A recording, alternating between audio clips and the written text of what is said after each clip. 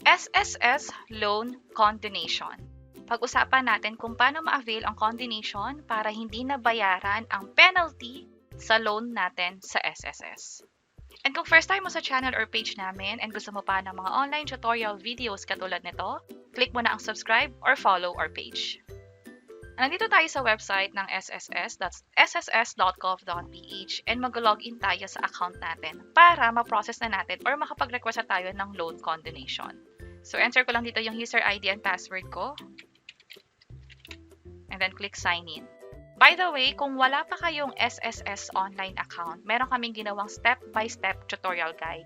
Mahalaga na meron kayong SSS online account kasi napaka-powerful kapag meron kang online account sa SSS. Pwede mong ma-check yung benefits mo, yung loan mo, makapag-process nun, and ma-check na rin yung contribution mo, magbayad din ng online sa SSS. So, napakarami talaga and gumawa kami ng mga iba't ibang tutorial video tungkol dyan. And lahat ng yan isa sa channel or page namin na pwede nyong i-check. And as soon as makapag-login, click ko lang tong maybe next time or close ko na lang tong survey. Close ko din to. From here, pwede na tayo mag-request ng loan condonation. Bago ko to i-request, pag-usapan muna natin very quick kung ano ba ito. So, itong condonation or loan penalty condonation program ng SSS ay nilaunch noong October 2022. Last year lang to. Naglalayon ang SSS na ma-encourage yung mga nag-loan sa kanila na bayaran yung mga loan na matagal na hindi pa nababayaran at nagkaroon na ng penalty. At dahil nga sa program na to, and para ma-encourage nga yung mamamayan na magbayad, under this program, hindi na kailangan bayaran yung penalty. Ang babayaran na lang is yung amount na ni-loan and also yung interest para doon sa loan na yon. And may mga pwede lang mag-qualify for this program, yung loan condonation. Kapag meron kang past due na short-term loan, katulad ng salary loan o yung mga loan available sa SSS, kapag din hindi pa nag-grant ng permanent total disability or retirement, pwedeng-pwede. And hindi ka dapat nasangkot sa kahit anumang fraud or pandaraya against sa SSS. And dapat, katulad ng sabi ko kanina, meron kang my.sss o ito yung online account mo sa SSS. And pag meron ka ng online account sa SSS, from there, pwede ka nang makapag-avail ng loan condonation. Online kasi natin siya gagawin. So, balik tayo dito sa account ko sa SSS. And then, ipakita ko lang very quick yung loan ko. So, sa inquiry, meron ditong loan info. Ito yung series of loans na meron ako in the past. Depende yan kung salary loan, calamity loan, educational loan, loan restructuring program, or housing loan. So, balik tayo sa salary loan. Click ko tong pinaka-huli or yung nasa unahan. Ito yung latest kong loan. And then, andito yung mga detalye niya. Sa pinaka-baba, meron ng past due. Meron na rin akong penalty. Malaki tong amount na to. So, dahil sa loan condonation, hindi ko na kailangan bayaran yung 9,000 pesos na penalty. Dahil nga, hindi ko na bayaran ng buo yung niloan ko before. And niloan ko nga siya noong 2018 pa. So, mag-apply na tayo and ipakita na natin kung paano siya gawin. So, dito sa bandang taas, piliin lang ang loans and then apply for consolidation of past due short-term member loan with condonation of penalty program. Medyo mahaba siya. Click ko to. And by the way, ginagawa ko to sa computer ko. Pero, pwede nyo rin tong gawin sa cellphone niyo. So, balik tayo dito. Ang condonable penalty o yung hindi na natin babayaran na penalty is itong amount na to. Ang consolidated loan natin, ibig sabihin ito yung kasama ng interest is nasa ganitong amount, which is 30,000. Nag-reflect din siya dito. Ang pinloss lang nito is yung interest plus yung principal. Hindi na sinama itong penalty nga. Dito sa bandang baba, dito na kayo mamimili kung paano yung mode of payment. Ano ibig sabihin nun? One-time payment ba o installment? Ipakita ko muna yung one-time payment and then scroll down tayo. Kapag one-time payment, wala na itong interest, kung magkano yung amount na nakikita natin dito, yun din yung mag-reflect dito, 30,674. Kailangan siyang bayaran in 30 days or merong due date na nakikita rito, kailangan mo siyang bayaran with the due date na nakikita natin dito. Kapag okay na sa atin to, pwede na tayong mag-proceed. Pero, pwede ka rin namang pumunta sa installment or ito yung piliin mo. And then, ang kailangan dito is yung sa preferred down payment. Merong 10%, 20%, 30%. Ibig sabihin nito, ano or magkano yung paunang bayad na gusto mong ibayad sa SSS. So, let's say 10%. So, mag-reflect dito na dapat ito yung bayaran ko within 30 days or merong due date nga dito. Hindi na babayaran itong penalty na nakikita natin sa bandang baba. Preferred payment term. Ibig sabihin, gusto mo ba siyang bayaran within 6 months, 12 months, or 24 months? Itong months na to, depende sa amount, pwede pa tong ma-extend. Pwede kasi umabot ng up to 60 months or 5 years. Again, depende sa amount. So, paano yan malalaman? Dito sa nirelease na Circular number 2022-022 ng SSS, andito yan sa baba. Ito siya. Kapag 36 to 54,000 ang niloan, 36 months or 3 years. Kapag 54,000 to 72,000, pwedeng 48 months. Kapag naman more than 72,000, 60 months or 5 years mo siyang pwede bayaran. Since ang loan ko is pumapatak dito sa range na to, which is nasa 30,000 plus yung utang ko, 24 months yung maximum term na pwede kong bayaran yung utang. Pero again, pwede siyang bayaran within 12 months or 6 months, depende sa atin. So balik tayo, kapag gusto ko 6 months, dito sa bandang baba, ito yung monthly due na babayaran ko in the next 6 months after no down payment. Kapag naman 12 months, ito yung due monthly within the next 12 months. And kapag naman 24 months, ito yung babayaran ko. Yung interest rate niya is pare-pareho lang naman, nasa 10%.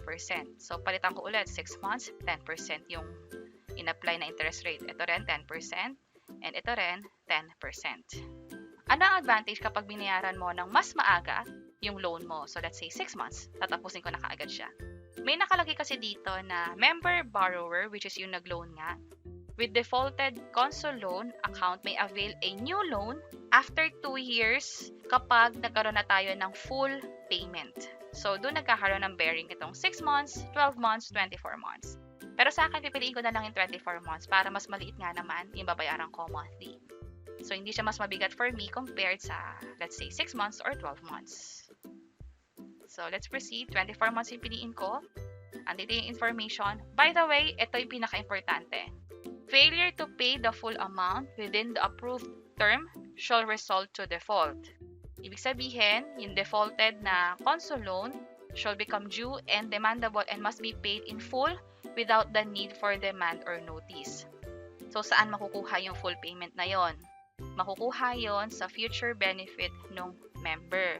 And dapat magbayad tayo ng loan kasi nga, syempre, nag-i-interest din yan and nakita natin kanina, meron ding mga penalty na involved kapag hindi natin binayaran or nagkaroon tayo ng past due sa mga loans natin. So, click ko na tong I agree to the console loan.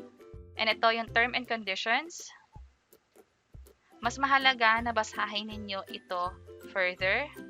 Ang reason kung bakit dapat nyo siyang basahin is katulad nito. Kapag nagkaroon ka pa ulit ng another late payment for this monthly amortization, yun yung 6 months, 12 months, or 24 months sa pinili natin, magkakaroon pa siya ng penalty na 1% per month after nung due date until fully paid na yung loan. Meron din ditong loan renewal kung saan yung member shall be allowed to avail new loan program after 3 months. Meron din ditong member borrower with defaulted consolidated loan shall be allowed to avail a new loan program after 2 years pa. So mahalaga talaga na hindi tayo magkaroon ng default consolidated loan kasi mas matagal yung opportunity or yung chance natin na makapag-loan pa. Unlike dito sa isa na nag-pay ng consolidated loan na hindi na default. So dito sa pinakataas, I attest that I have read, understand, and agree to the terms and conditions. Click ko na tong confirm. Hindi obvious yung button niya. Kailangan lang itapat yung mouse o yung sa cellphone ninyo, i-tap nyo to para makapag-proceed. Click ko tong confirm. Again, clarify ko lang tong isang to. Ito yung member borrower na may defaulted consolidated loan. After 2 years pa siya, pwede makapag-loan upon full payment. So, click ko na to ang proceed. Ito yung summary ulit. And then, dito sa pinakababa, ito yung naka-breakdown na loan natin or yung details about the amount ng principal balance. So, meron tayong 24 months to pay and then ito, nababawasan siya unti-unti hanggang sa ma-fully pay na nga yung niloan natin. Matatapos to ng May 2025. And yung final interest rate is nag-reflect din dito, nasa 10.47% per annum. And isa pa sa dapat nating tandaan is yung penalty is mako-condone lang siya or ifo-forgive or hayaan na lang na hindi bayaran kapag na full pay na natin yung inutang natin. Pero kapag hindi pa rin natin na full pay itong kinonsolidate nating loan, yung penalties is ma-reimpose ulit or kailangan ulit natin siyang bayaran sa SSS.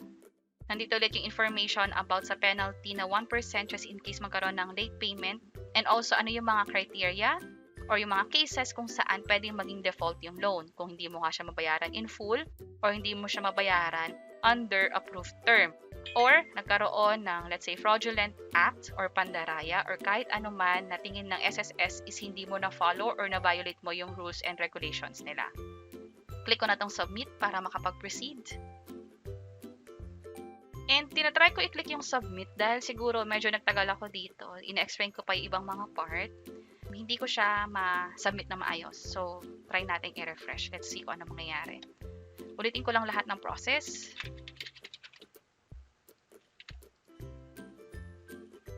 So, balik tayo dito. Close ko lang to sa loans. Apply tayo sa condonation of past due short-term loan. Hintayin lang natin mag-fully load. And then preferred installment. Down payment 10%. 24 months.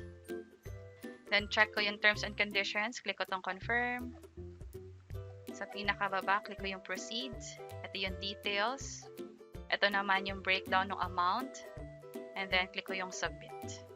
And then, are you sure you want to submit this short-term member loan penalty? So, click ko tong submit para makapag-proceed na tayo.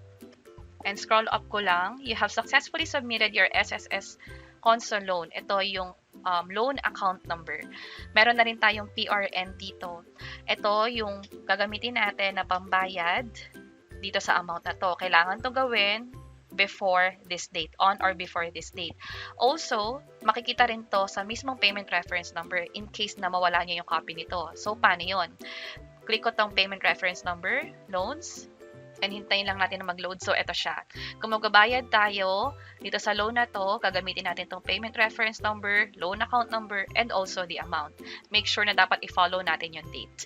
So, para sa pagbayad online, ginawa na rin namin yan. Pinakita namin yung step-by-step tutorial guide kung paano magbayad gamit ang GCash. Pwede nyo nang i-check itong playlist sa baba. And also, makikita nyo rin yung iba't ibang methods pa kung gusto nyo magbayad other than GCash. Sana nakatulong tong video na to. Kung pakiclick ang like button, and see you sa mga next videos. Bye-bye!